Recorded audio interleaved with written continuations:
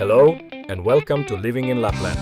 I am Sami and I'm here with my co-host Tina.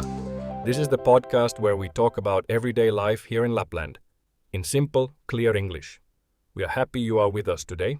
Hi everyone, I'm Tina, so glad you're here. Today's episode is one I've really been looking forward to. Sami, tell them what we're talking about today. Today we are talking about cloudberries. It is the cloudberry picking season here in Lapland right now, and it is a very special time of year. Very excited. I have to say, when I first moved here and heard people talking about cloudberries, I had no idea what they were. A cloudberry? It sounds made up. Yes. The name is funny, I agree. But once you try one, you will never forget it. Tina, do you want to ask me your first question? Yes. Okay, so, Sami, what exactly is a cloudberry? Can you describe it for our listeners who have never seen one? Of course. A cloudberry is a small wild berry that grows in the north, in Lapland, Finland, Sweden, Norway, and parts of Canada and Russia. The berry is about the size of a raspberry. It starts green when young, then turns a beautiful golden yellow when it is ready to eat. Yeah. In Finnish, we call the cloudberry lakka or hilla. Hilla is more common here in Lapland. And when a Laplander says the word hilla, there is a special feeling, like warmth, like home. That's so sweet. And what does it taste like? This is the question I always get from friends back home when I tell them about cloudberries. It is hard to describe, honestly. It is a little sweet, but also tart. A bit sharp, you know? It is not like a strawberry or a blueberry. It has its own unique taste. Some people say it tastes a little like apricot or a very ripe peach. But really, you just have to try one. Right. That's exactly how I'd describe it. Completely unique. And I remember the first time I tasted one, I was honestly surprised. In a very good way. And that uniqueness is part of why people love them so much. You cannot easily buy fresh cloudberries in a supermarket in southern Finland. They are mostly found here, in the wild, in the north. Okay, so where exactly do cloudberries grow? Because I know they don't just grow anywhere, right? No, they do not. Cloudberries grow in bogs and swamps, what we call suot in Finnish. The ground is very soft and wet, almost like a sponge. There is a lot of moss, and the landscape is flat and open. When you walk on a bog, your feet sink a little into the soft ground. The air smells fresh and clean, and it is very peaceful. Picking cloudberries is not just about the berries. You are out in nature, far from any noise. Yeah, I found it kind of magical. You walk through the forest and then suddenly everything opens up. The sky is huge, and there's just this quiet, still landscape. It's beautiful. Yes, magical is a good description. And then you look down, and you see them, small golden berries hiding among the green moss. You have to look carefully because the plants are low to the ground. But when you find a good spot, there can be many berries. Oh, so satisfying when you find a good patch. But I have to say, picking is not easy work. Can you talk about that? People might imagine it's like picking apples, but it's quite different. Not at all. You have to bend down or crouch close to the ground. Your back gets tired quickly, and because the ground is a bog, it is wet. So you need good rubber boots. If you wear ordinary shoes, your feet will be soaking wet very quickly. Yes, I learned that the hard way my first time. Wrong shoes, wet socks all the way home. Yes, everybody learns that lesson once. But after that, you always bring your rubber boots. Also, the mosquitoes can be a problem. Bring mosquito spray. The bog is wet, so mosquitoes love it there. Oh, don't get me started on the mosquitoes. They are relentless out there.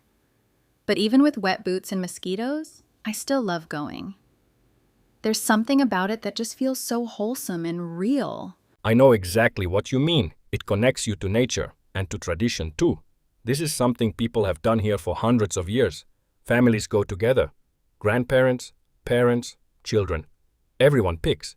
It is a shared memory. That's so lovely. Sami, do you have childhood memories of going picking with your family? Oh, yes. My grandmother used to wake us up early, 5 or 6 in the morning, and we would all go together. She said the best berries are found before it gets warm. We would walk to our family's secret spot. Every family has a secret spot. A secret spot, I love that. Yes, very serious. People do not share their picking spots easily. Sometimes they are quite secretive. If you ask a Laplander where they pick their cloudberries, they might smile and change the subject. Huh, so true. I've asked people and gotten very vague answers. Oh, somewhere in the forest. Okay, thanks. But it is friendly competition, not unfriendly. Everyone wants to find the best berries. There is a little pride in it. If you come home with a full bucket, that is something to feel good about. Definitely. And how long does the cloudberry season actually last? I know it's not very long. No, very short. And that is what makes them so special. The season is usually in July, sometimes into early August. We are talking about maybe 2 to 4 weeks, sometimes even less. Just a few weeks. Yes. And when the season starts, people here know right away. Someone posts online, "I saw the first ripe cloudberries today." And then everyone starts planning their trips to the bog. It happens every year, and every year it feels a little exciting. It really does feel like a community event, even if everyone goes separately. And because the season is so short, people really value it. They don't take it for granted. That is very true. The shortness of the season is part of the charm. You wait for it all year, then it is here, then it is gone. That makes it precious. Okay, the big question. What do people actually do with the cloudberries once they bring them home? Oh yes, the most classic thing is cloudberry jam. Hilla in Finnish. You cook the berries with sugar into a thick, golden jam. People make big batches for the whole winter. Wonderful on a warm pancake or fresh bread. Oh, the jam is incredible. On pancakes, it's just wow. One traditional Finnish dessert is lakkakiisseli, cloudberry pudding. It is soft and comforting.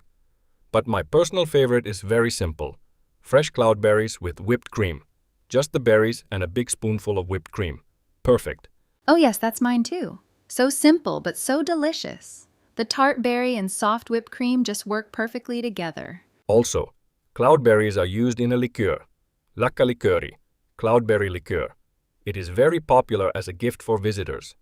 If someone comes to Finland from another country, cloudberry liqueur is a great choice. It is sweet, fruity, and a beautiful golden color. I can confirm that. My family in the US loved it when I brought them a bottle. It was a big hit. It really does taste like Lapland. That is a good way to say it. It tastes like Lapland. The cloudberry is really a symbol of this place. When you eat a cloudberry or smell cloudberry jam cooking, it takes you right back here. To the open box, to the quiet, to the clean air. It is more than food. It carries a feeling. I love that. And I think it's hard to explain to someone who hasn't been here, but maybe our listeners can feel a little of it through this conversation. Speaking of which, are cloudberries expensive? I've seen them in stores and they're not cheap. Yes, quite expensive in a store. They grow best in the wild and cannot be easily farmed. Most cloudberries are picked by hand by ordinary people. That is why they cost more than strawberries or blueberries. Right. They can't really be mass-produced. Exactly. And some years there are more berries, some years fewer. If there was a late frost when the flowers were blooming, many flowers die. Every year, people watch the spring weather closely. So some years are great cloudberry years and some are disappointing. That is right, and people remember the good years. They say, that was a hilla year. When there are many berries, it is a very happy summer. People fill their buckets, fill their freezers. A good cloudberry summer feels like a gift. That is such a beautiful way to think about it. A gift from the nature. And I think that connection to the land is something really special about life in Lapland. People here have deep respect for the seasons. The cloudberry season is maybe the best example of that. I agree, and it is a reason to go outside. Put on your boots and walk into nature, away from screens and work. Just you, the landscape, and the golden berries. Good for the soul. Okay, before we go, do you have any tips for someone who wants to try cloudberry picking for the very first time? Great question. My tips. First, wear rubber boots, waterproof. Second, bring mosquito spray. Third, go in the morning. It is cooler and the berries are fresh. Fourth, walk slowly and look carefully at the ground. And fifth, only pick the golden orange ones. If the berry is still a little hard, leave it a few more days. Those are great tips. And I would add one more. Bring a good container with a lid. Cloudberries are soft and get squashed easily. Handle them gently. Yes, very important. Cloudberries are delicate, much softer than blueberries. They bruise easily, so take good care of them. All right, that's a perfect place to wrap up for today. Sami, this was so fun. I really enjoyed talking about cloudberries. And now I kind of want to go picking this weekend. Ha, let's go. I know a good spot, but I will not tell you exactly where it is. Of course not. The secret spot stays secret. Okay, everyone, that's all for today's episode of Living in Lapland. We hope you enjoyed learning about cloudberry picking season. Thank you for listening. If you have questions or topics to suggest, please let us know. See you next time on Living in Lapland. Bye, everyone. Happy picking. And don't forget your rubber boots.